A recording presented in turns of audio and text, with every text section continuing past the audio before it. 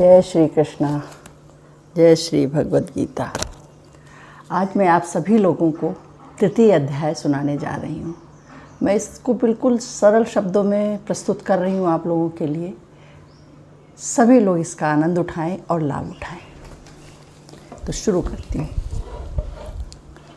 अर्जुन बोले, हे जनार्दन, यदि आपको कर्म की अपेक्षा ज्ञान श्रेष्ठ मान्य है तो फिर हे केशव, मुझे भयंकर कर्म में क्यों लगाते हैं?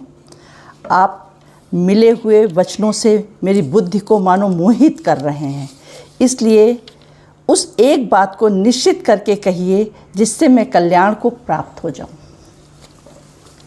श्री भगवान बोले, हे निष्पाप, इस श्लोक में 2 प्रकार की निष्ठा मेरे द्वारा पहले कही गई हैं। उनमें से सांख्य योगिकी की निष्ठा तो ज्ञान योग से और योगियों की निष्ठा कर्म योग से होती है। मनुष्य ना तो कर्मों का आरंभ करने बिना निष्कर्मता को यानी योग निष्ठा को प्राप्त होता है और ना कर्मों के केवल त्याग मात्र से सिद्ध यानी सांख्य निष्ठा को ही प्राप्त होता है।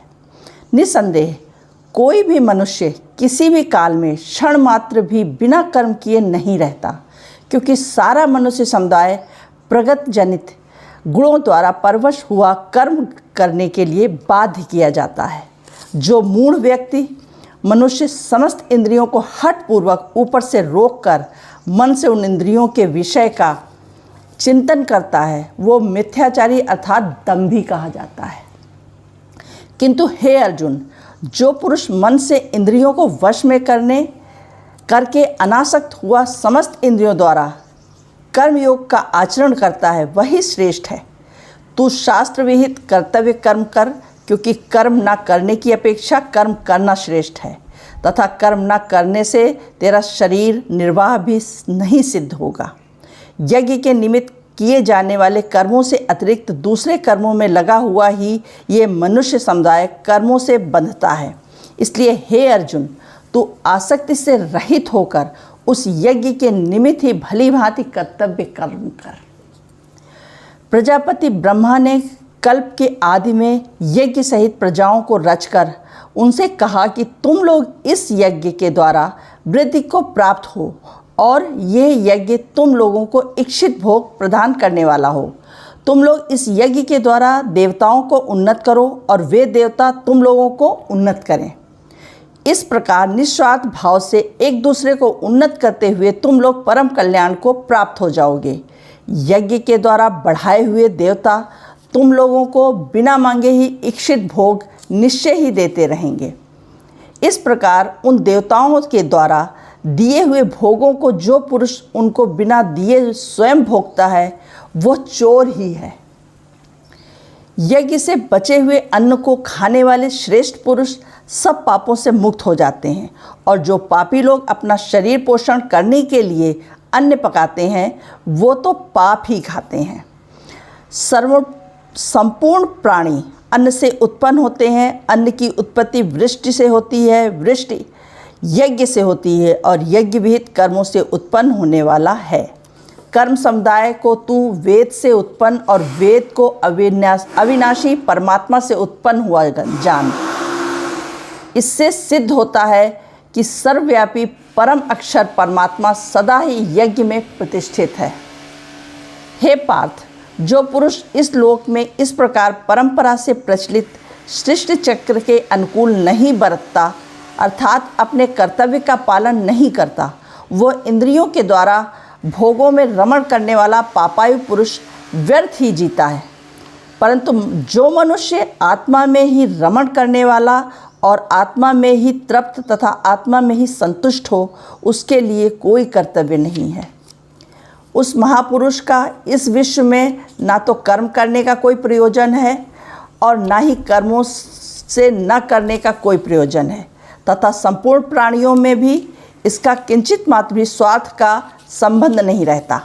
इसलिए तू निरंतर आसक्ति से रहित होकर सदा कर्तव्य को भली भांति करता हुआ रह, क्योंकि आसक्ति से रहित होकर कर्म करता हुआ मनुष्य परमात्मा को प्राप्त हो जाता है।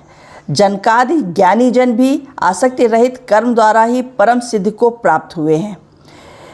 इसलिए तथा लोक संग्रह को देखते हुए भी तू कर्म करने के ही योग्य है, अर्थात तुझे कर्म करना ही उचित है।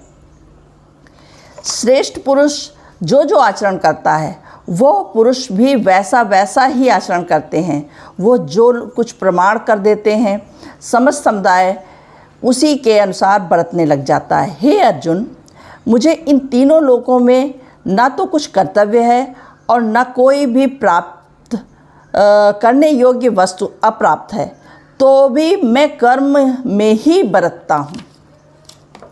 क्योंकि हे पार्थ, यदि कदाचित मैं सावधान होकर कर्मों में न बरतूं तो बड़ी हानि हो जाए, क्योंकि मनुष्य सब प्रकार से मेरे ही मार्ग का अनुसरण करते हैं। इसलिए यदि मैं कर्म ना करूं तो ये सब मनुष्य नष्ट भ्रष्ट हो जाएं और मैं संकर्ता का करने वाला हूँ तथा इस प्रकार प्रजा को नष्ट करने वाला बनूंगा। हे भारत, कर्म को आसक्त हुए अज्ञानी जन जिस प्रकार कर्म करते हैं, आसक्त रहित विद्वान भी लोक संग्रह करना चाहता हुआ उसी प्रकार कर्म करे। परमात्मा के स्वरूप में अटल स्थित हुए ज्ञानी पुरुष को चाहिए कि वो शास्त्र विहित कर्मों में आसक्ति वाले अज्ञानियों की बुद्धि में भ्रम अर्थात कर्मों में अश्रद्धा का उत्पन्न ना करे, किंतु स्वयं शास्त्र विहित समस्त कर्म भली भांति करता हुआ उनसे भी वैसे ही करवावे। वास्तव में संपूर्ण कर्म सब प्रकार से प्रकृति के गुणों द्वारा किए जाते हैं, तो भी इसका अंतःकरण अहंकार से मोहित हो रहा है। ऐसे अज्ञानी मैं करता हूँ ऐसा मानते हैं। परंतु हे महाबाहो, गुण विभाग और कर्म विभाग के तत्व को जानने वाला ज्ञानी योगी संपूर्ण गुण ही में ही गुणों में बरत रहे हैं, ऐसा समझकर उनमें आसक्त नहीं होता। प्रकृति के गुणों से अत्यंत मोहित हुए मनुष्य गुणों में और कर्मों में आसक्त रहते हैं। उन पूर्णतया न समझने वाले मंद बुद्धि अज्ञानी को पूर्णतया जानने वाला ज्ञानी विचलित ना होवे। मुझ अंतर्यामी परमात्मा में लगे हुए चित्त द्वारा संपूर्ण कर्मों को मुझ में अर्पण करके आशा रहित, ममता रहित और संताप रहित होकर युद्ध कर। जो कोई मनुष्य दोष दृष्टि से रहित और श्रद्धायुक्त होकर मेरे इस मत का सदा अनुसरण करते हैं, वे भी संपूर्ण कर्मों से छूट जाते हैं। परंतु जो मनुष्य मुझ में दोषारोपण करते हुए मेरे इस मत के अनुसार नहीं चलते हैं, उन मूर्खों को तू संपूर्ण ज्ञानों से मोहित और नष्ट हुए ही समझ। सभी प्राणी प्रकृति को प्राप्त होते हैं, अर्थात अपने स्वभाव के परवश हुए कर्म करते हैं। ज्ञानवान भी अपनी प्रकृति के अनुसार चेष्टा करता है, फिर इसमें किसी का हट क्या करेगा। इंद्रिय के अर्थ में अर्थात प्रत्येक इंद्रिय के विषय में राग और द्वेष में छिपे हुए स्थित हैं। मनुष्य को उन दोनों के वश में नहीं होना चाहिए, क्योंकि वे दोनों ही कल्याण मार्ग में विघ्न पैदा करने वाले शत्रु हैं। अच्छी प्रकार से आचरण में लाए हुए दूसरों के धर्म से गुण रहित भी अपना धर्म अति उत्तम है। अपने धर्म में तो मरना भी कल्याणकारक है और दूसरे के धर्म का धर्म भय को देने वाला है। अर्जुन बोले, हे कृष्ण, तो फिर यह मनुष्य स्वयं न चाहता हुआ भी बलात् लगाए हुए की भांति किससे प्रेरित होकर पाप का आचरण करता है। श्री भगवान बोले, रजोगुण से उत्पन्न हुआ ये काम ही क्रोध है। ये बहुत खाने वाला अर्थात भोगों से भी कभी न अघाने वाला और बड़ा प्यापी है। इसको तू इस विषय में वैरी जान। जिस प्रकार धुएं से अग्नि और मैल से दर्पण ढक जाता है तथा जिस प्रकार जेर से गर्भ ढका रहता है, वैसे ही उस काम के द्वारा यह ज्ञान ढका रहता है।